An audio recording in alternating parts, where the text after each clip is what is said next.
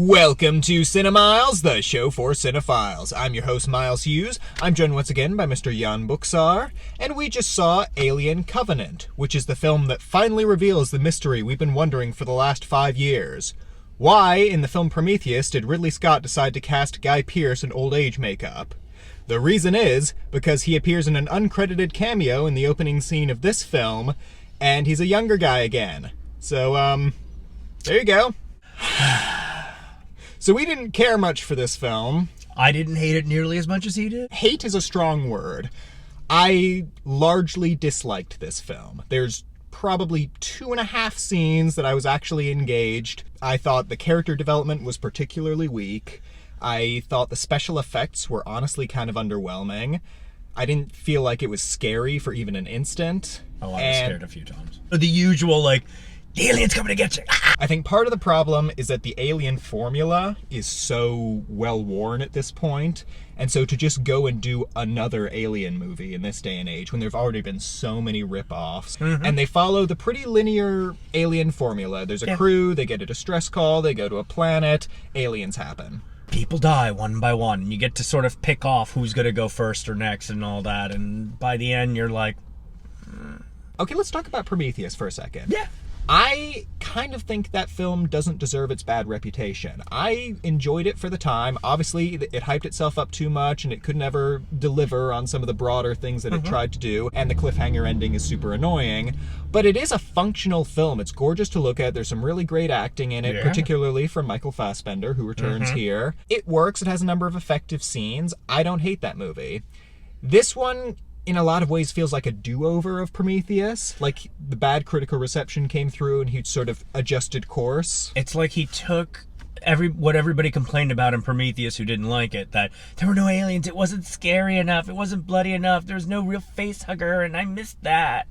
And so he gave it to you. The acting is fine. Competent is the word I would use. I like Catherine Waterston a fair bit. I've seen her in a couple of things.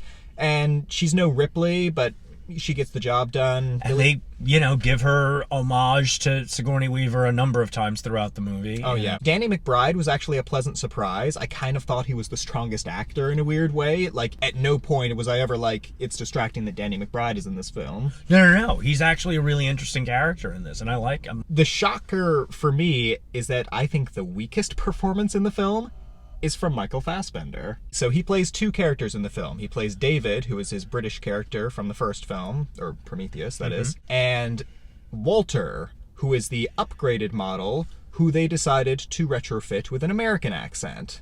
Now, Michael Fassbender is a talented actor. Accents are not his strong suit, as anyone who's seen X-Men First Class and wondered whether his character is meant to be German, Irish, or British can attest to. Which he is all 3. He is all 3, but maybe he should just pick one for any given scene or line of dialogue. His American accent is embarrassingly bad here. I don't know how else to put it. He's better as David, but it's such a weird character. Unfortunately, this film does carry over a lot of the BS from Prometheus, so there's a lot of talk about the meaning of life and who created us and why are we here, and it's like, they pretend they're talking about these big philosophical things, but they're also showing us a worldview in which humanity was created by these bald aliens that then decided they screwed up and tried to kill us. And it's like, cool. I was confused by that, because it just comes out of nowhere. Like, oh, remember those bald things from the first one? They're back. Well, they're kind of back, but not really. Numi Rapace is kind of back, but not really. It's just these endless scenes of them wandering around. They're wandering around on the planet. They're wandering around on the ship. They're wandering around in a cave. And, like, you're never given enough of, like, a plot thread for them to follow. They just sort of react to things that are happening, barely. Yeah. And then aliens kill them. There are a few new alien designs. One of them was kind of creepy when it stood up. Like, there's the one where, like, it stands upright and it kind of... If any of you played Resident Evil 4, it's a lot like the exploding heavy breathing guy. I forget the name, but this guy. I'm putting a picture right here. It was very creepy. That was one of the scenes I liked. And I did like the scene between David and Walter where he's teaching him to play the flute. I thought that was kind of clever, and it hinted at what it could have been a more interesting character dynamic. I gotta tell you, part of me as I'm sitting there, I'm like, okay, but it's not supposed to be sexually creepy in any way, shape, or form whatsoever. Isn't it? Like, David tries to make out with literally everybody. There's literally a scene where it looks like he's about to make out with an alien. Oh yeah, that's yeah. Also, I don't know why he grows hair. That's so stupid. How is he able to? I didn't think that was it. Well, why let him grow a hair if you can't grow a beard? Like, you know, it's so weirdly inconsistent. And then he's wearing a cape. It's just, ugh. There's a lot of reinvention of the alien mythos, but it's all reinvention for the sake of reinvention. Like, all the technology is slightly different, but not in any particularly interesting way. It's just trying not to do the same thing. Like, the ship looks slightly different. The spacesuits look slightly different. A lot of the technology looks slightly different. For some reason, they have actual GoPros on their spacesuits, like modern GoPros, and it's super distracting. There's no attempt to dress them up or make them look future-y at all. They're just literal GoPros. GoPros apparently will still be there in 150 years. Yep, like they won't update past the GoPro 5, apparently. It's like, nailed it! There's this thing with the spores where they can enter your ear or your nose and infect you that way, and then they bust out of your back or like come out of your mouth. But like, there's no real rhyme or reason to it. Yeah. Prometheus, as confusing as it got near the end, did at least follow a certain train of logic. Like, when different things mated, different creatures came out. But here you have such a scarce selection of combinations that you could create. I didn't understand where the spores were even like part of that whole mythos that they were trying to create from Prometheus. Like, Right, well, did David plant them? Were they just already there? Like, what? It doesn't make any sense, and they never try and explain it. All this prequel mythologizing for what point and purpose? The first movie is literally just like a slasher film set in space. It's just a bunch of people on a ship who happen to pick up an alien by accident, it kills them one by one, and then they kill it.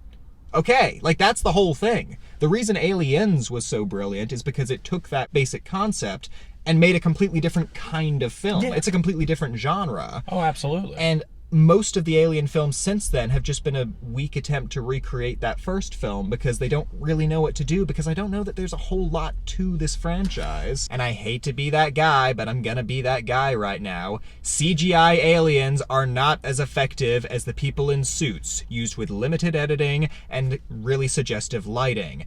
Every single alien in this film gets really nice, glamorous close-ups. You get a really good sense of what they look like. They're perfectly displayed for you to see and appreciate the creature design. And that's fine, and that's cute, but we're supposed to be scared of these things, and we're not, because we know what they look like, we know how they move, and they don't look like they're properly interacting with the actors. We can all agree that the alien is a wonderful creature and that those first two films are magnificent, but like, we're 2 films removed from when Alien fought Predator.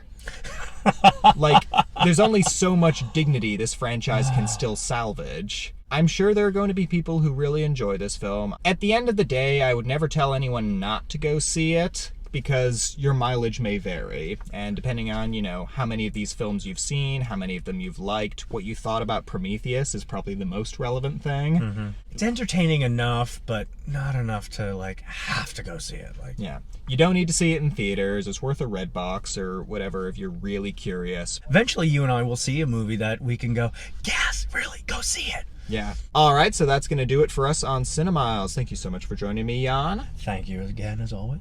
And thank you for watching. Be sure to like, share, comment, subscribe to all those fun things. And we will catch you on the flip side. Have a good night.